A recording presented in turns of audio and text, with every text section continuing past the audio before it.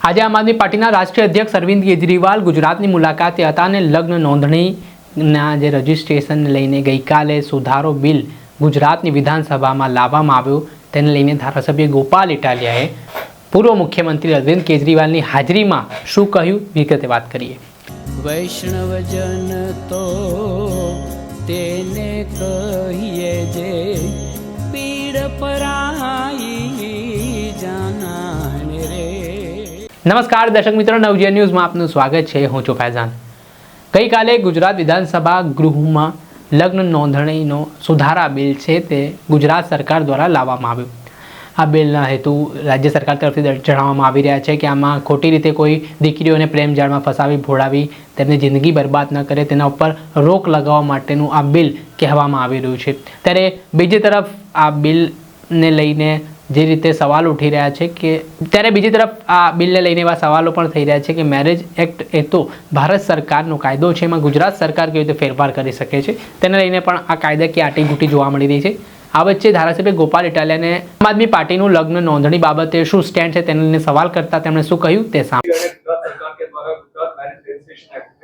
तो उसमें जो माता पिता की मंजूरी लेनी जरूरी है और 40 दिन उनको नोटिफाई किया जाएगा, उसको आम आदमी पार्टी किस तरीके से देखती है। और दूसरा सवाल एआई समिट के रिलेटेड है जो यूथ कांग्रेस ने कल प्रोटेस्ट किया। ગુજરાતમાં ગઈકાલે વિધાનસભામાં ઉપમુખ્યમંત્રીએ એક નિવેદન રજૂ કર્યું। વિધાનસભાના નિયમ 44 પ્રમાણે સભાગૃહને એમણે અવગત કરાવ્યું કે ગુજરાતની સરકાર લગ્ન નોંધણી અધિનિયમમાં સુધારો કરવા માંગે છે।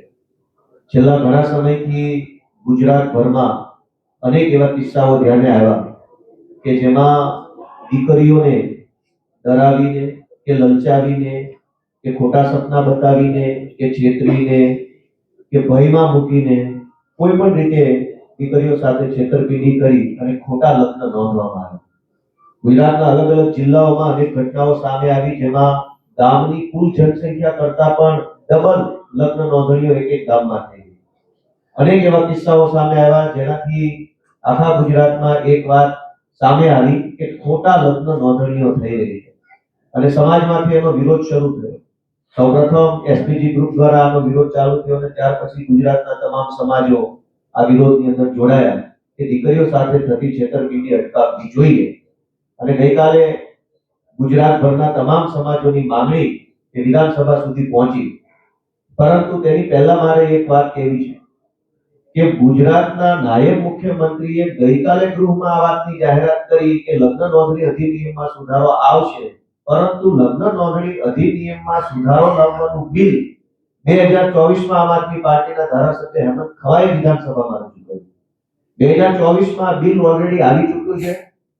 પરમ દિવસે વિધાનસભાના અધ્યક્ષે એ બિલને ગૃહની અંદર એડમિટ કર્યું એટલે કે દાખલ કર્યું। દાખલ કરતી સૂચના આવી, એની ઉપર મત લેવાયો અને બહુમતીથી એ બિલ વિધાનસભામાં દાખલ થયું।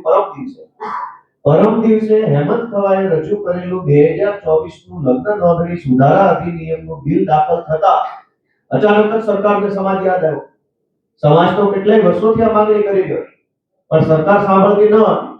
આમ આદમી પાર્ટીના ધારાસભ્ય દ્વારા બિલ લાવવામાં આવ્યું, બિલ એડમિટ થયું એટલે અચાનક ઝડપથી ગુજરાતની સરકારે ગઈકાલે ગૃહમાં જાહેરાત કરી। અમે માનીએ છીએ કે ગુજરાતની કોઈ પણ દીકરી સાથે છેતરપિંડી ન થવી જોઈએ, એની સાથે એને દાબ દબાણમાં લાવી એની સાથે ખોટું કામ ન થવું જોઈએ અને સરકાર દીકરીઓની સુરક્ષા માટે જે કંઈ કાયદો લાવે છે એમાં અમારી સહમતિ છે।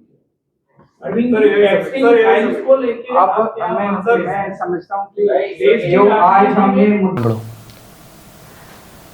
આપણે સાંભળ્યા હતા આમ આદમી પાર્ટીના વિસાવદરના ધારાસભ્ય ગોપાલ ઇટાલિયા। તેઓ કહી રહ્યા છે કે દીકરીઓ સાથે જે બનેલી ઘટનાઓ છે તે ભવિષ્યમાં ન બને, તેમને કોઈ ખોટી રીતે છેતરી ના જાય અને દીકરીઓની સલામતીનો જે મુદ્દો હોય તેની સાથે આમ આદમી પાર્ટી છે આ બિલને સમર્થન આપશે। હમણાં સાથે જ અરવિંદ કેજરીવાલની હાજરીમાં લગ્ન નોંધણી બિલને લઈને રાજ્ય સરકારને સમર્થન આપવાની વાત કરી છે।